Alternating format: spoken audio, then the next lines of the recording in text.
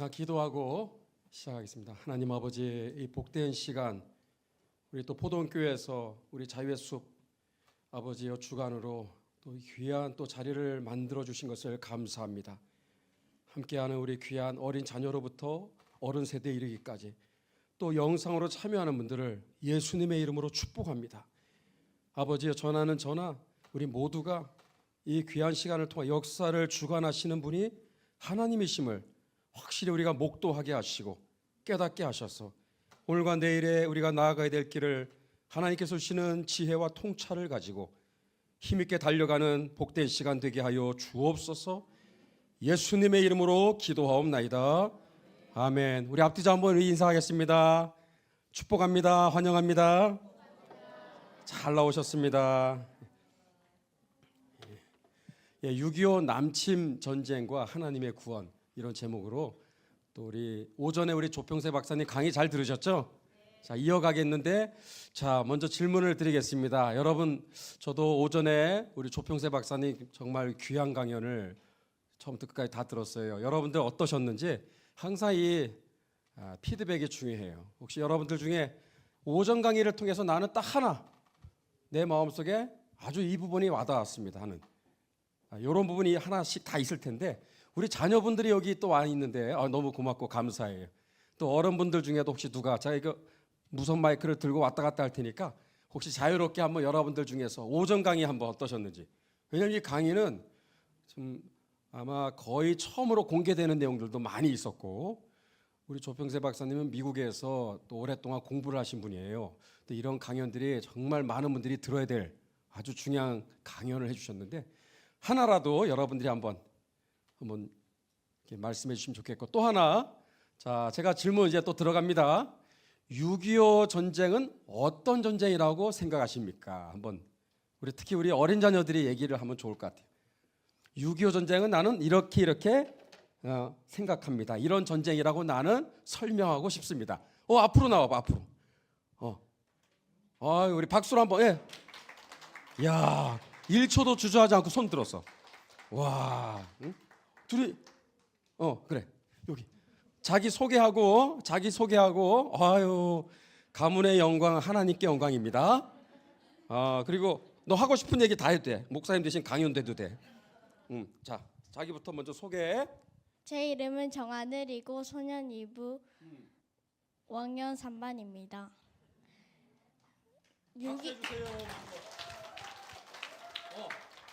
6.25 전장은 대한민국의 수호 전장이고 영적 전쟁이라고 생각합니다. 잠깐만. 지금 무슨 얘기를 들었죠, 우리가 지금? 어떻게 그런 놀라운 이야기를 어떻게 알게 됐어요? 한번. 엄마가 자꾸 강의 들으라고 해서요. 엄마 손 들어 보세요. 엄마한테 큰 박수 한번 해주세요. 와, 세상에, 얘는 평범하게 살기는 틀렸어. 너는 이승만 대통령 같은 큰 인물이 될 줄로 믿습니다. 아유, 차려 경례. 제가 강연 안 해도 될 것 같아요.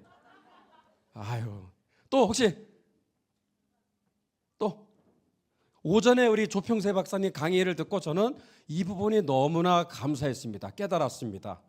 특별히 이런 부분이 저에게 와닿았습니다. 혹시 손 안 들면 제가 가서 지명하겠습니다. 혹시 눈길 피하지 마시고. 이거 자원해 주세요 좀. 이 시간은 저 혼자 일방적으로 얘기하는 시간이에요. 여러분도 같이 참여를 해 주셔야 됩니다. 혹시 또 질문을 혹시 미리 여러분이 하셔도 제가 이따가 또 기회 봐서 말씀을 드리도록 하겠습니다. 예. 여기 앉으셔서 하겠어요? 예, 편하게. 네, 아무래도 그 강의를 들으면서 사실 저희가 받고 누리는 건 많지만 그게 저희한테는 이제 우리나라의 사명이고 소명인데, 그거를 우리가 이어받아서 다음 세대에게도 같이 이렇게 힘써 싸워서 북한에도, 그리고 그 선교까지도 이렇게 가는 게 맞지 않을까, 그런 생각을 하게 되었습니다. 감사합니다. 중요한 부분을 아주 잘 말씀해 주셨습니다. 그렇습니다. 꼭 계승을 해야 됩니다. 자, 또 누구? 혹시 한두 분 더?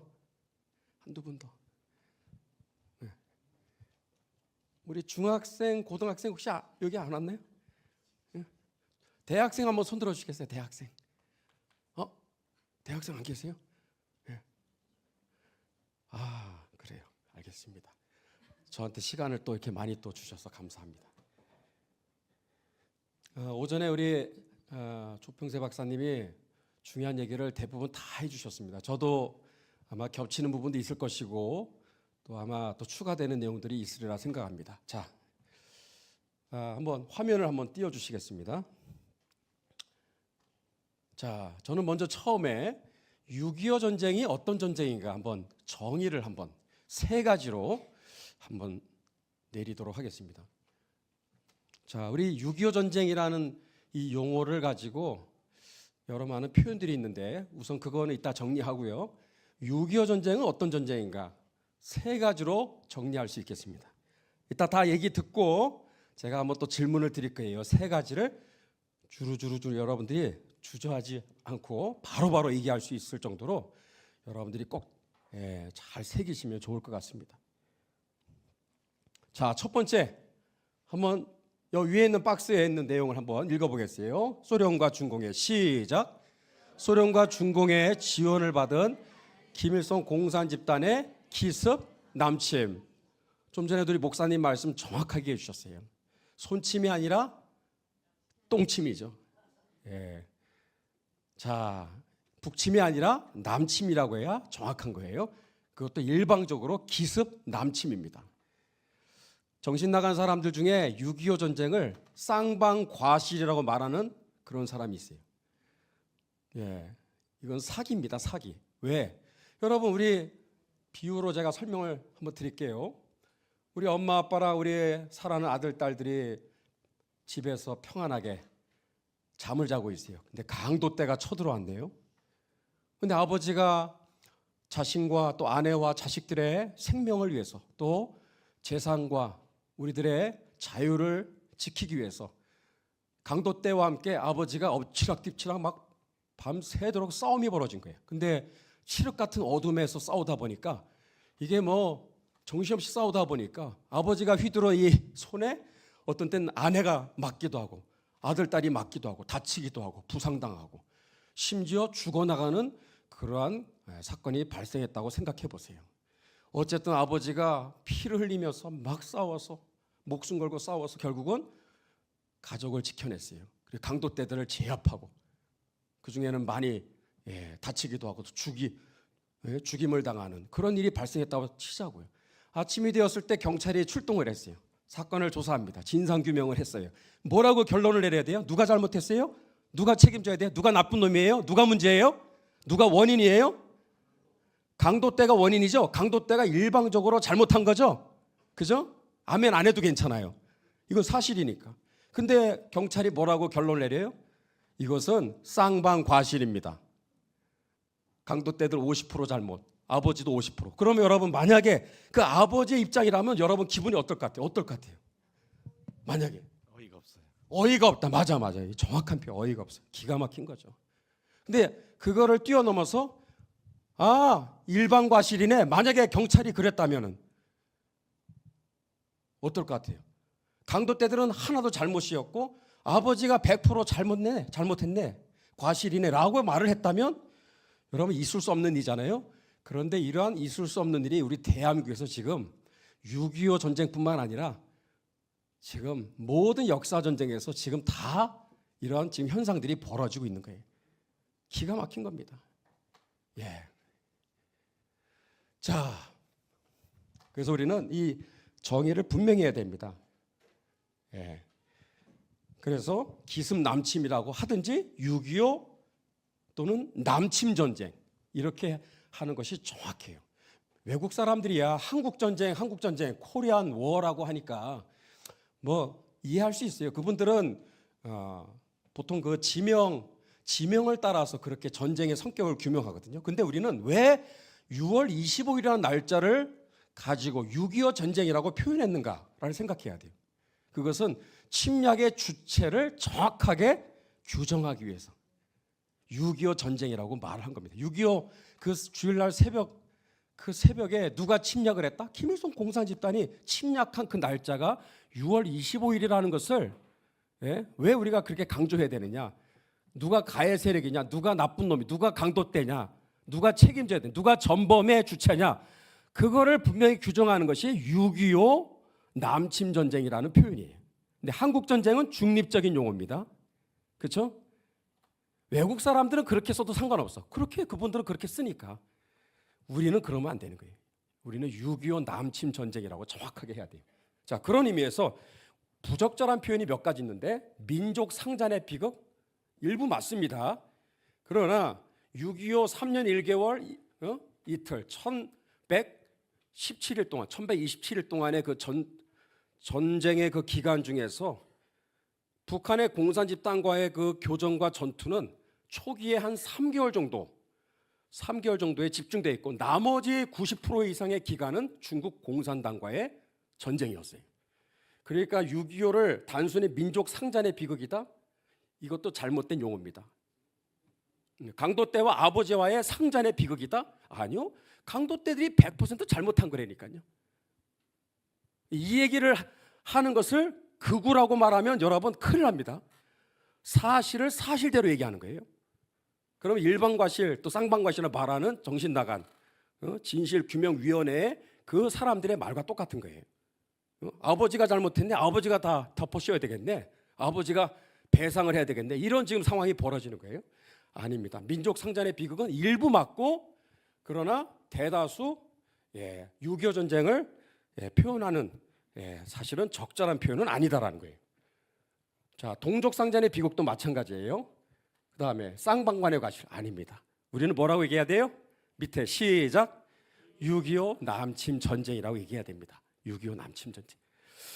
자, 6.25 남침 전쟁이 발발했을 때 북한의 저 김일성 공사 집단은 탱크를 242대를 보유하고 있었어요. 우리는 몇 대 있었어요? 단 한 대도 없었어요. 여러분 그 경기도 연천역에 가면은 북한군의 T-34 전차를 기차에서 실어 내리기 위해서 만든 구조물을 일컬어 하역대라고 그래요. 하역대. 저 콘크리트 시설입니다. 이따만한 돌멩이와 뭐 자갈이 아니라 이만한 돌멩이와 시멘트를 콘크리트로 만들어서 급하게 만든 그러한 건축 구조물입니다. 240m나 되는 하역대를 만들었어요. 저게 북한의 남침을 증거해주는 거의 유일한 증거였어요. 저게 있을까요, 없을까요, 지금? 없습니다. 불과 2, 3년 전에 해체가 됐어요. 70년 동안 잘 보존이 되었던 북한의 저 6.25 남침을 입증해주는 저 중요한 건축물이 사라졌어요. 지난 정부 때. 여러분 아셔야 됩니다. 우리가 잠깐 방관하는 사이에 역사전쟁에서 지금 어떤 일이 벌어지는가를 우리는 오늘 이 시간 통해서 반성을 해야 됩니다. 제가 가서 직접 찍은 거예요. 있어요, 없어요? 아무것도 없죠. 다 사라졌어요.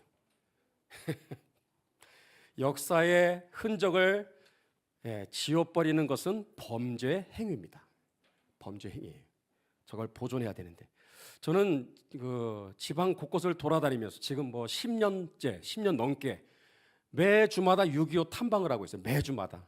저는 호국 보내달만 하는 게 아니라 매달 하고 또 어르신들을 만나서 매주마다 할 수 있는 대로 그 증언들을 듣고 영상으로 기록을 남기는 일을 지금까지 하고 있는데 쉽지는 않아요. 이제 많이들 돌아가셨기 때문에. 근데 곳곳마다 6.25의 흔적들을 점점 찾아낼 수가 없어요. 참 안타깝습니다. 특히 제가 마음이 속상한 것은 그 6.25의 그 총탄과 포탄의 흔적을 탄흔이라고 그래요. 탄흔의 흔적 보신 적 있어요, 여러분들? 근데 그것이 지금 많이 사라지고 왜? 충전재라고 거기 덮어씌웁니다. 시멘트를. 이건 정말 잘못된 거예요. 거기에다가 설명을 해서 이게 뭔지를 설명해주는 표시를 해놔야 돼요. 얼마나 좋은 기회입니까? 6.25를 가르치는 현장 교육이거든요. 그게 다 사라지고 있어요. 참 안타까운 일입니다. 자, 북한의 바로 전투기입니다. 6.25 당시 우리는 전투기 한 대도 없었어요. 저걸 야크 전투기하고 야크 전투기 소련제입니다. 6.25 당일날 이미 야크 전투기 4대가 서울 상공에, 특히 용산 상공에 떠서 용산에 지금 현재 용산역 방향에다가 포탄을 투하하고 기총소살하는 일이 6월 25일 12시에 발생합니다. 대통령은 어디 있었죠? 바로 그 근처 시내 한복판에 서울 중심부에 있었습니다. 여차하면 대통령도 제거할 수 있는, 그래서 참 기가 막힌 일이 이제 6.25와 함께 이렇게 해서 이미 제공권은 공산군에게 이미 장악이 된 그런 상태가 되겠습니다. 북한은 소련이 제공한 무기를 들고 이제 침략을 하는데, 북한이 주로 많이 사용했던 그 소총이 모신나강이라고 하는 소총이에요. 다 사람 이름으로 저렇게 한 겁니다. 저게 우리 아군이 보유했던 소총은 M1 소총은 굉장히 무겁기도 하고 또 길죠. 비슷합니다. 길이가. 근데 어디서 차이가 나냐면 유효 사거리가 차이가 나. 이거는 유효 사거리가 무려 750m예요. 750m 조준만 잘해서 딱 쏘면은 바로 한 발을 가지고 죽일 수가 있는 거예요. 무서운 무기입니다. 그래서 세계적으로 아주 유명한 저격수들이 지금도 이거를 이제 매니아들은 많이 또 보유하고 있습니다. 이거를 이제 북한이 바로 이거를 무기를 들고 남침을 하게 된 것이죠. 또한 소련이 제공한 저 따발총, 저 탄창 안에 총알이 몇 개 들어갈 것 같아요? 세보세요. 시작. 아유, 안 세지네, 그죠? 71발. 그러니까 한 사람이 두두둑 하면은 70명 넘게 죽일 수가 있는 거예요. 잘만 쏘면. 저 무서운 무기를 들고 내려온 거예요. 우리는 이런 게 있어요? 하나도 없죠. 우리는 모든 무기 하나하나가 제대로 갖춰진 게 없는 거예요. 자, 이런 무기를 들고 제일 먼저 침투했던 첫 번째 침투 지역이 어디다? 여기입니다. 서해안이 아니라 동해안. 요 밑에가 바로 정동역입니다. 정동역 많이 가죠? 주말마다 사람들이 여기 많이 관광 가는데 저기에서 해변에서 조금만 걸어가도 돼요. 자, 요 지점 빨간 블럭 씌운 요 지점을 등명해변이라고. 등명해변 따라할까요? 등명해변이 6.25 전쟁의 최초의 침투 장소입니다. 언제? 새벽 몇 시? 3시입니다. 새벽 3시에. 그러니까 요 위에 바로 이 지점이 새벽 4시가 아니에요. 3시에 기론팔이라고 하는 적 부대장이 이끄는 일개연대 2,000명의 북계군이 새벽 야음을 틈타고 배를 타고 침투해 들어왔던 바로 첫 번째 지점입니다. 그러니까 저 위에 뭐가 있을까요?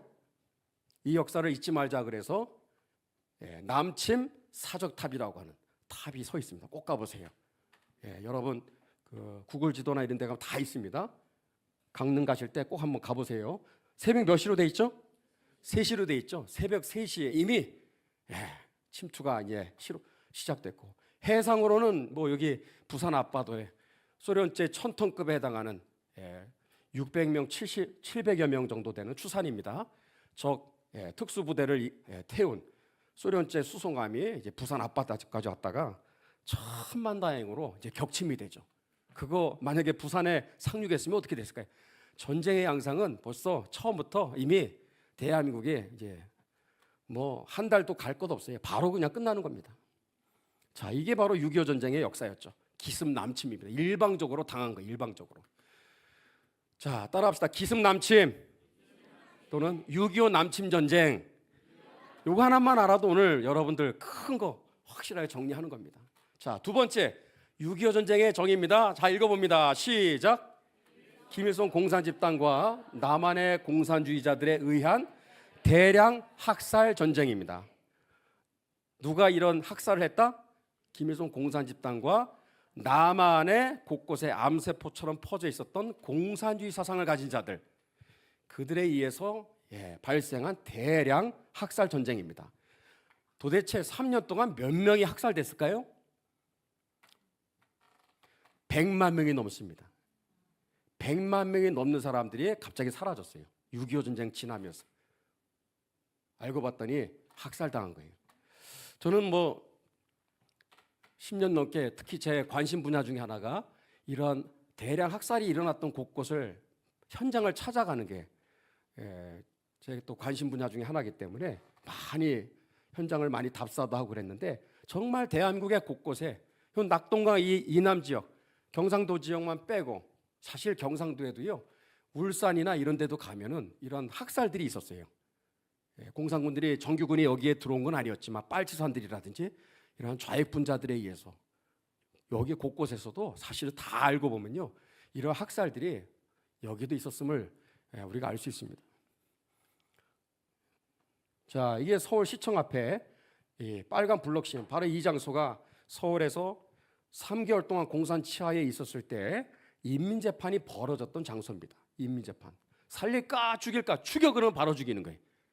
감옥에 들어가면 뭐 며칠 있다가 죽이는 게 아니라 바로 죽입니다. 죽창과 또 몽둥이에 의해서. 그렇게 해서 사람을 살해하는데 심지어 곡괭이까지 썼습니다. 도끼와 곡괭이에요. 모든 뭐 쓸 수 있는 무기는 다 썼다고 보면 돼요. 이거는 서울의 어느 지금도 현존하는 대한민국에서 가장 오래된 아파트입니다. 아파트. 이름은 제가 얘기하지 않겠어요. 집값 떨어집니다. 근데 어차피 이건 떨어진 게 의미가 없는 게 이제 올해 안에 이 건물을 허뭅니다. 74년째 잘 왔는데 이건 일제 32년인가 이거를 건축을 했으니까 얼마나 된 거예요. 너무 노후화되어서 어떻게 할 수가 없는. 그러나 안타깝지만 뭐 지금 이렇게 새로 또 재개발을 한다고 하지만 구청에도 제가 찾아갔었어요. 이거를 좀 다는 허물지 말고 딱 하나 여기 맨 위에 뭐 굴뚝 보입니까? 안 보입니까? 굴뚝 보이죠? 저 굴뚝이 서울 수복 전투의 그 흔적들이 많이 여기에 남아 있어요. 서울을 다시 탈환하기 위해서 여기에 미군들이 쏜 이 포탄의 흔적들이 상당히 깊게 박혀 있는데 제가 할 수만 있으면 저거 굴뚝을 뽑아서 제 목양실로 가까우고 싶은 게 제 소망인데 쉽지는 않습니다. 이 흔적들을 다 없애버린다라는 거예요. 74년 동안 지금까지 잘 왔는데 그래서 일부라도 남겨서 뭔가 6.25를 실상을 알릴 수 있는 좋은 그런 교육의 장으로 삼을 수 있으면 얼마나 좋겠어요. 동의하십니까? 이런 거 해야 되죠. 근데 이런 것들이 목소리가 이게 서로 모아지지를 않으니까 공무원들은 어쩔 수 없어요. 여론에 따라서 움직이기 때문에 그런 반대 목소리가 없으면 그냥 다 허무는 거예요. 여기가 왜 중요하죠? 이 건물이 공산군 바로 이 인민재판이 벌어졌던 아주 중요한 장소입니다. 유일한 건물이에요. 지금 저 지하 1층에서 인민재판이 벌어졌어요. 무수한 기독교인들을 포함해서 애국지사들, 경찰과 뭐 국군의 가족들 이런 분들이 여기에서 비명에 살해당한 그러한 킬링필드의 현장입니다. 이런 장소를 없앤다라는 게 말이 됩니까? 그러니까 우리나라가 역사전쟁에서 이미 이렇게 밀릴 수밖에 없는 게 이런 것에서부터 보존하는 그러한 노력들을 하지 않기 때문에 그래서 이렇게 돼버린 거예요. 이건 이제 서천군, 충청남도 서천군의 당시에 서천 등기소 건물이 되겠습니다. 여러분 저 별로 커 보이지도 않잖아요. 저 건물 안에 280명을 몰아넣고 다 불질러서 죽였어요. 몇 명? 280명을. 그중엔 기독교인들이 있어요. 그리고 경찰과 국군의 가족들. 이 사람들은 다 제거 대상이야. 공산주의자는 피도 눈물도 없습니다. 절대 같이 갈 수 없는 반인륜적인 그러한 집단이라는 사실을 우리는 이거를 통해서 다시 기억해야 되는 거예요. 여기 바로 저기 새카만 저분들은 사람입니다. 불탄 시신들의 흔적입니다. 미국 국립기록관리청이나 이런 데 가서 보면 이거보다 더 선명한 사진이 있는데 일부러 이거를 제가 여러분에게 보여드립니다. 너무 충격적이기 때문에 그래서 이렇게 여러분 표시나마 보여드리는 겁니다. 현장을 한번 여러분 기회 있을 때 한번 꼭 가보시기 바랍니다. 현재 지금 그 학살 추모 기념비가 이렇게 서 있습니다. 이거는 가장 대표적인 대전 학살 현장입니다. 여기에 국군과 경찰의 가족들, 뭐 기독교인들, 정말 공산주의에 반대하는 세력들은 전부 다 반동분자들이에요. 그래서 이 대전이 공산군들의 손에 수중에 장악이 되었을 때 이게 원래 대전의 형무소 자리입니다. 이 형무소 안에 이 죄 없는 이러한 양민들을 여기다 가둬놓고 있었다가 인천 상륙 작전이 성공하고 나서 걸음아 나 살려라 하면서 전부 다 북으로 퇴각할 때 그냥 간 게 아니라 여기에 수감돼 있었던 이런 애국지사들, 반공주의자들, 기독교인들, 경찰과 국군의 가족들을 전부 다 죽인 거예요. 애들도 보이죠. 밑에 보이죠. 애들입니다. 손을 뒤로 묶어놓고 저 구덩이는 이분들이 다 파놓은 거예요. 자기들이 들어갈 무덤을 파놓고 손을 다 철사줄로 묶어놓고 뒤에서 총으로 쏴서 이렇게 다 죽인 겁니다. 여기서 몇 명이 죽었죠? 1,700명. 1,700명이 죽었습니다. 그리고 여기에서 3km 떨어진 그 언덕에 고등학교가 있어요. 제 이름은 얘기하지 않겠습니다. 그 고등학교의 그 자리가 아주 대전에서뿐만 아니라 우리나라 전 대한민국 통틀어 볼 때 아주 끔찍한 살육이 벌어졌던 곳입니다.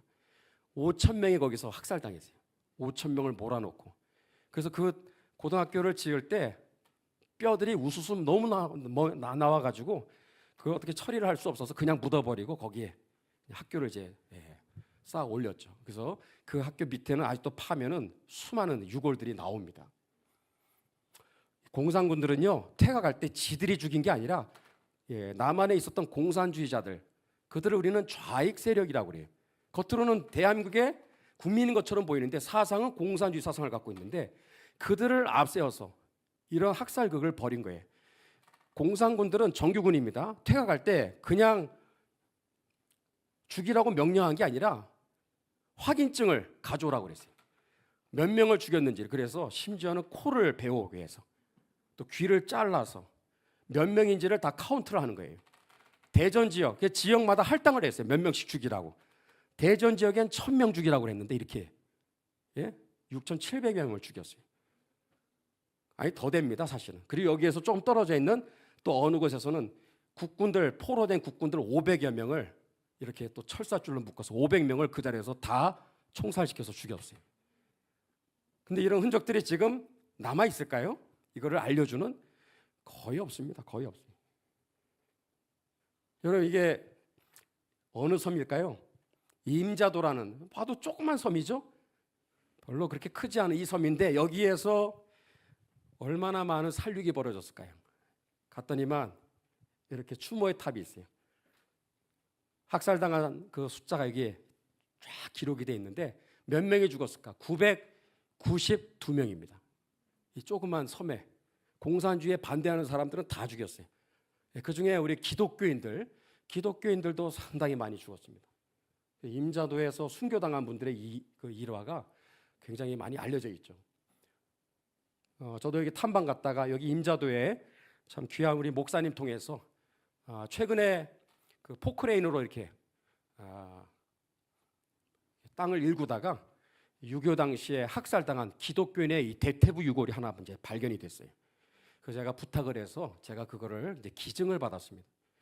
그래서 저희 교회에서는 이제 6.25 전시관도 이제 준비하고 있는데 이런 것들을 이제 산 증거로 해서 잘 보관했다가 누구든지 저에게 오는 분들한테 이제 보여드리고 또 그래서 이런 사진도 보여드리고 그렇게 지금 밖에 로비에 그렇게 하는 것처럼 그렇게 준비하고 있습니다. 전라도 염산면 염산교회 가장 많은 학살이 있었던 곳입니다. 저 가운데 보면 교회 하나 있죠. 6.25 때는 조그만 교회였는데 지금 새롭게 예쁘게 건축해 놨습니다. 가면은 6.25 전시관이 잘 되어 있습니다. 꼭 방문해 보시기 바랍니다. 이 바로 설도항이라고 하는 이 바닷가에서 염산교회 성도들의 3분의 2가 되는 77명을 대다수는 이게 목에다가 이렇게 이따만한 돌멩이를 달아가지고 수장을 시켰어요. 참 77명이나 되는. 근데 이 77명은 한 달 한시에 죽인 게 아니라 2달에서 3달에 걸쳐서 연차적으로 죽인 거예요. 무슨 얘기냐? 이 장소를 도망갈 수 있는 시간은 충분했는데 이분들은 신앙을 끝까지 지킨 거예요. 여기에서 공산군들의 이러한 위협 속에서도 예배를 포기하지 않고 그런 기독교인들을 이렇게 한 명씩 또는 가족 단위로 끌고 나가서 이런 식으로 2-3달에 걸쳐서 순차적으로 학살한 숫자가 77명입니다. 그 여기 이제 차를 타고 한 10분 정도 가면 야월교회가 있죠. 야월교회 전 성도 수가 아이들부터 어른까지 66명입니다. 66명. 이 66명 전원을 다 학살했어요. 기독교 2000년 역사에 유례가 없는, 몇 퍼센트가 아니라 100% 장례를 치러줄 사람도 없는 그러한, 전원 다 학살당하는 이러한 비극의 역사가 이제 야월교에서 있어요. 야월교. 이것도 2달 또는 3달에 걸쳐서 발생한 비극입니다.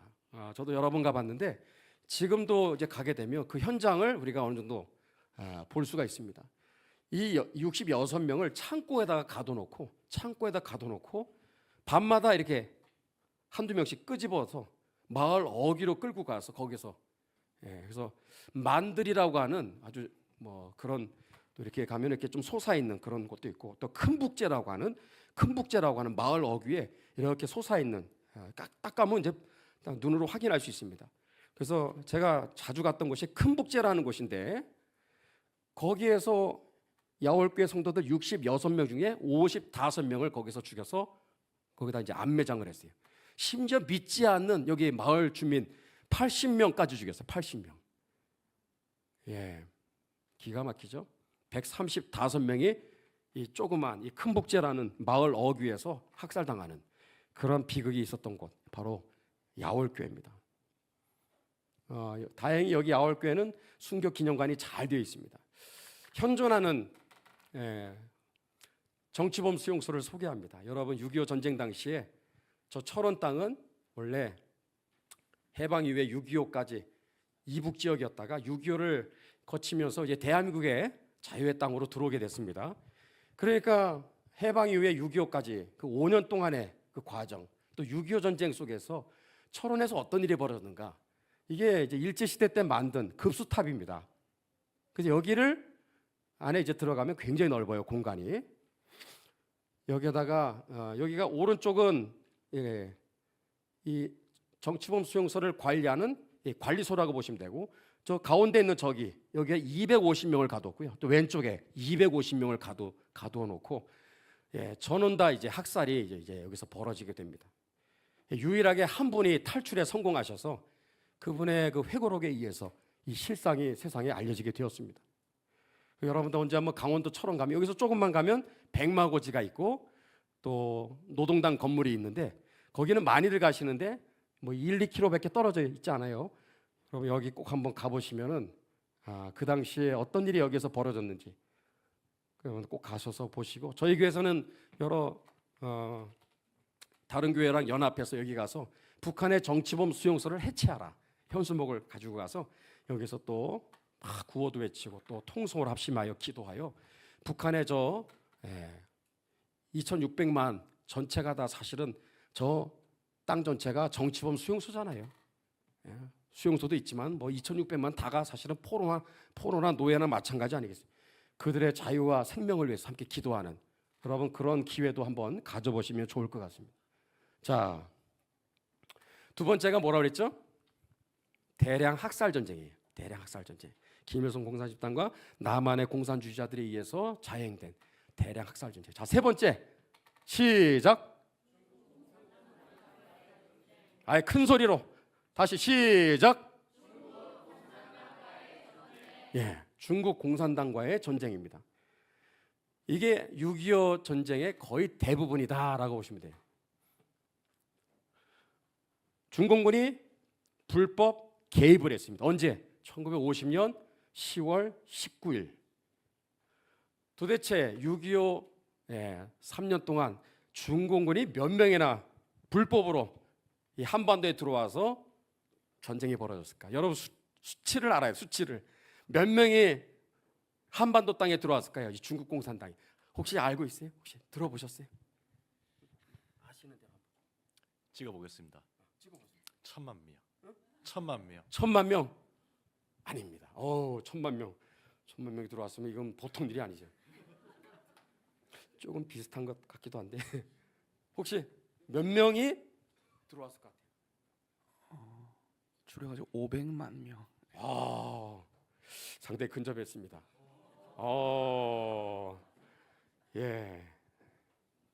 300만 명입니다. 300만 명. 300만 명. 상상이 안 되죠.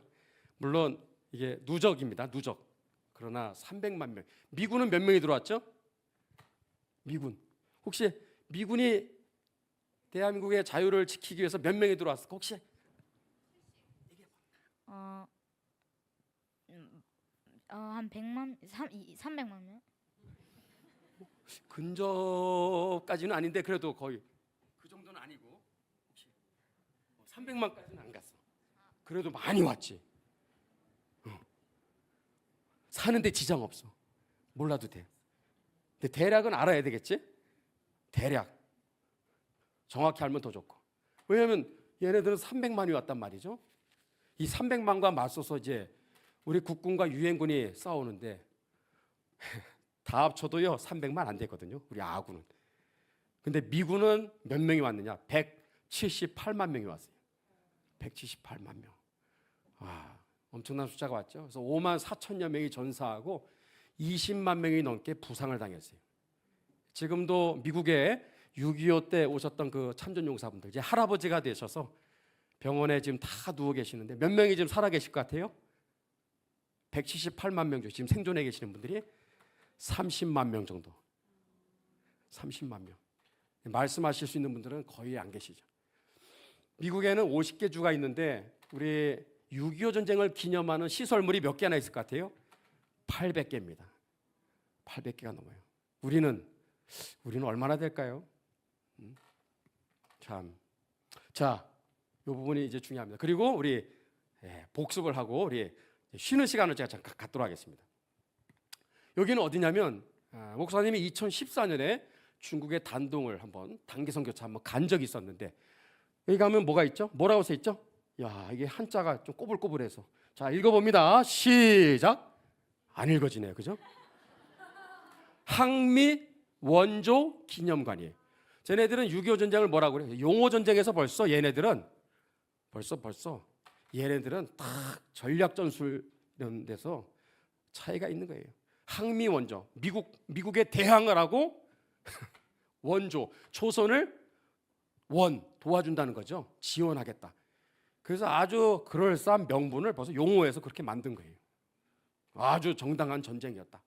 자기들은 불법 개입이라는 말은 아주 싫어하죠. 그럼 우리는 불법 개입이라고 얘기해야 되는 거예요. 참전이라는 말을 쓰면 안 돼요. 불법 개입입니다. 예. 갔더니만 목사님이 이거를 왜 보여드리냐면 사람들이 자 우리나라 용산 전쟁기념관과 비교해보면 별로 크지도 않아. 시설도 그렇게 뭐 잘 돼 있는 것도 아니에요. 아주 허접해. 근데 제가 놀란 것은 뭐냐? 들어갈 때부터 나올 때까지 와 인해 전술이 여기도 인해 전술이더라고요. 이게 지금 사람이 없을 때 찍은 거예요. 사람들이 얼마나 많은지 뭐 특별한 날도 아닌데 바글바글 되는 거예요. 응? 전시물마다 중국 사람들이 왜 이렇게 많은지. 이거 어디예요? 서울의 용산에 있는 용산 전쟁기념관. 자, 사람 숫자를 세봅니다. 시작. 1명. 물론 평일 가서 제가 찍은 거예요. 그리고 제가 얼마 전에 6월 25일에도 용산 전쟁기념관을 갔어요. 갔더니만 사람들이 많더라고요. 누가? 국군들, 군인들이, 그리고 외국인들. 그러나 정작 우리 대한민국의 국민들 없어요. 별로 없어요. 학생들이 좀 있긴 있었어요. 무슨 행사가 있어서. 그러나 저는 자주 가니까 이 얘기를 할 수가 있어요. 용산 전쟁기념관은 외국인들이 제일 먼저 1순위로 꼽는 한국에 가면 꼭 가야 되는 관광 명소 1위입니다. 근데 우리나라 국민들은 가요, 안 가요? 우리는 관심 없어. 그리고 보더라도 쓱 둘러보죠. 이 사람들은 벌써 표정이 달라요. 자세히 봅니다. 자세히. 목사님도 우리나라의 웬만한 기념관, 박물관은 거의 다 돌아다녔어요. 그래서 저는 한번 기념관이든 박물관에 들어갔다 나오면 땀이 나와. 어떤 때는 여름에 땀을 많이 흘리는 체질이기도 하지만 나는 사진을 하나도 안 빠지고 다 찍거든. 사진 찍는 게 여러분 이게 노동입니다. 이게 중노동이에요. 이거 왜냐하면 이게 잘 초점을 맞추어서 또 근접 사진 또 이렇게 또 멀리서 찍기도 하고 이렇게 해서 하여튼 수백 장을 이렇게 박는 그런 일이 이게 보통 일이 아닌데 그러면 이제 거의 반나절이 가는데 그 박물관 기념관은요 정말 이 6.25 전쟁뿐만 우리 역사를 아주 함축해서 잘 전시해놨기 때문에 잘만 이용하면 얼마나 이게 유익한지 몰라요. 그러나 문제는 뭐예요? 사람들이 여기 있느냐 이죠. 없어. 관심이 없어요. 여기서부터 역사 전쟁에서 우리가 벌써부터 밀리고 있는 거예요. 6.25 전쟁, 자, 중국 공산당과의 이 전쟁에서 싸웠던 바로 우리 고마운 분들이에요. 자, 참전국가 전투 파병 16개 나라들이 싸웠던 대상은 대부분이 다 중국 공산당입니다. 중국 공산당. 감사하죠? 이분들 이야기들을 우리가 좀 할 수 있으면은 제가 여러 군데에서는 미국부터 이게 룩셈부르크까지 16개 나라가 어떻게 싸웠는지 그래서 제가 또 강의도 하고 그러는데 이런 내용들도 우리가 알아야 되고 또 저희 교회에서 저희가 6.25 전쟁을 연구하고 그리고 자료를 수집하고 기록을 남기고 증언 인터뷰를 영상으로 찍고 그리고 이러한 전시회 또 콘텐츠를 만들고 또 영화를 만드는 어떻게 하다 보니까 스펙트럼이 굉장히 넓어졌어요. 이런 일들을 지금 하고 있는데 여러분들도 좀 이 강의를 듣고 혹시 이제는 제가 다 뛰어다니지 못하지만 6.25의 진실을 증언해 줄 수 있는 그런 분들이 있으면 제보를 부탁드립니다. 꼭 부탁을 드립니다. 그리고 저희 교회에서는 또 6.25 달력을 만들어요. 매년마다. 우리 담임 목사님께도 아까 전달을 했는데 그래서 그런 일들을 하고 있습니다. 자, 그리고 제가 여기 대한역사문헌 브로셔를 가져왔는데 관심인들은 이따 제가 쉬는 시간에 요거 여러분들 뭐 많이는 못 가져왔지만 여러분들이 함께 보시면은 뭐 저희 교회만의 사역이 아니라 이건 한국 교회가 함께 가야 될 중요한 사역이기 때문에 여러분들도 함께 관심을 가져주십사 먼저 말씀을 드립니다. 자, 중국 공산당과의 이 전쟁에서 많은 전투가 있는데 아까 우리 또 조평세 박사님 얘기했던 무슨 전투죠? 장진호 전투죠. 1950년 12월 아까 고토리의 별 봤죠? 황초령 고개라고 거기 올라가기 전에 동사에서 또 전사에서 이렇게 해서 세상을 떠난 우리 전우들의 시신을 한 곳에 모아놓고 땅에다 묻는 그런 일을 하고 이제 황초령 고개로 올라가는 이제 그런 일이 이제 이어서 나오게 되는 거죠. 자, 이분들 보세요. 미군들 한 4,500여 명이 전사했어요. 그 7,500여 명이 동상에 걸립니다. 그래서 평생 저 후유증에 시달리고 그랬던 분들이 지금도 생존해 계세요. 그분들을 초신은 일본 말로 장진호를 초신이라고 그래요. 그 당시에 뭐 지도나 이런 것들이 우리가 변변치 않았잖아요. 뭐 있습니까? 그러니까 일본식 다 표기를 따라갔기 때문에 초신, 퓨는 거의 소수다. 장진호 전투 때 세계적으로 가장 전투력을 자랑하는 1사단이 이렇게 아주 전 세계 전투 역사에 이렇게 피해를 당한 사례가 없거든요. 그래서 미국 사람들은 코리안 워라고 그러면 딱 떠올리는 전투가 장진호 전투예요. 가장 상징적인 전투입니다. 횡성 전투 51년 2월 10일 한날에 저 강원도 횡성이에요. 강원도 횡성 소고기만 여러분 떠올리지 마시고 앞으로는 횡성 가시면 꼭 횡성 전투 현장을 꼭 가보셔야 됩니다. 저 주소가 궁금하신 분들은 저한테 오시면 됩니다. 제가 얘기를 했는데도 가는 분들은 이렇게 1,000명이 있으면 가는 분은 딱 한 명이더라고요. 물론 바쁘니까. 근데 저도 다 바쁘죠. 관심을 가져야 되는 거예요. 여기에서 중공군에 포위돼서 몇 명이 희생됐을까요? 국군. 자, 국군부터 10,000명이 전사했어요. 국군 10,000명이 이 계곡에서 거의 학살에 버금가는 전사입니다. 어떻게 손도 못 쓰고. 근데 미군이 몇 명 죽었어요? 2,000명. 이 계곡에서 같이 미군들과 함께 처참한 그런 살육을 당한 장소가 되겠습니다. 여기 가면 뭐가 흔적이 있을까요? 없을까요? 있습니다. 그 흔적은 여기에 2,000명 다 죽고 몇 명 거의 뭐 기적적으로 생존하신 우리 미군 할아버지 중에 웹스터라는 할아버지가 90년대 중반 이후에 내가 죽기 전에 내 동료들이 죽은 횡성 계곡에 한번 갔다가 내가 한번 내 여생을 마감하겠다. 오셨어요. 왔는데 아무것도 없는 거야. 거기에 너무 이분이 속상해가지고 미국 가시기 전에 뭐 했는지 아세요? 주머니를 탈탈 털어서 $400를 한국의 관계자한테 주면서 추모비 하나 세워달라고. $400면 얼마입니까? 한 50만 원? 그 정도. 그래서 그거 하나 달랑 하나 있는데 최근에 우리 지자체에서 이렇게 뭐 하나 세웠죠. 근데 안 보여. 구석진 곳에 있어가지고 처음에 제가 이거 갔을 때 정말 계속 뺑뺑 돌다가 겨우 찾아가지고 지나가다가 우연히 알게 된 거예요. 뭐 하나 이렇게 최근에 세운 비석이 하나 이렇게 우뚝 솟아 있길래 한번 가보자 했더니 바로 이 장소예요. 그래서 여러 자료들과 또 증언들을 통해서 이 자리가 바로 그 자리라는 것을 알게 되었습니다. 여러분들 중공군이 이렇게 불법으로 개입하면서 뭐 한두 명이란 말이죠. 그래서 미군이 결국에는 계속해서 뭐 밀리고 밀리는 그런 양상이 계속됩니다. 그래서 미국 국방부나 또 군 장성들 안에서 이제 한국 전쟁, 또 6.25 전쟁에 대한 회의감이 들면서 이제 서서히 발을 빼기 위한 프로젝트에 들어갑니다. 그것을 뉴 코리아 프로젝트라고 그래요. 여러분 한국이 여기 있죠? 여기에 요 조그만 태평양 한가운데 저 망망대해 저 조그만 이 섬, 여러분 사바이와 우폴루라고 두 개의 섬이 있어요. 확대하면 이렇습니다. 여기 있는 이 동네도 이 정도보다 훨씬 큽니다. 이 조그만 동네에 한국 사람들 당시 3천만 중에서 1%에 해당하는 32만 5천 명을 추려서 이주를 시켜서 새로운 한국을 여기서 시작하겠다고 이러한 비밀 프로젝트를 만지작하고 있었어요. 기가 막힌 얘기죠. 하마터면 이 대한민국이 사라질 뻔한 거예요. 그러다가 집행리 전투, 뭐 백마고지 전투, 또 여러 무슨 전투를 통해서 마지막 후반부에 가면서 수세에서 이제 공세로 전환이 되면서 결국은 우리가 중공군들을 이제 몰아내면서 지금의 이제 휴전선 이런 지금 상황이 지금까지 이어져 오는 것인데, 그러니까 자유는 공짜가 아니죠. 싸웠고 피 흘렸고 많은 분들이 희생을 치렀습니다.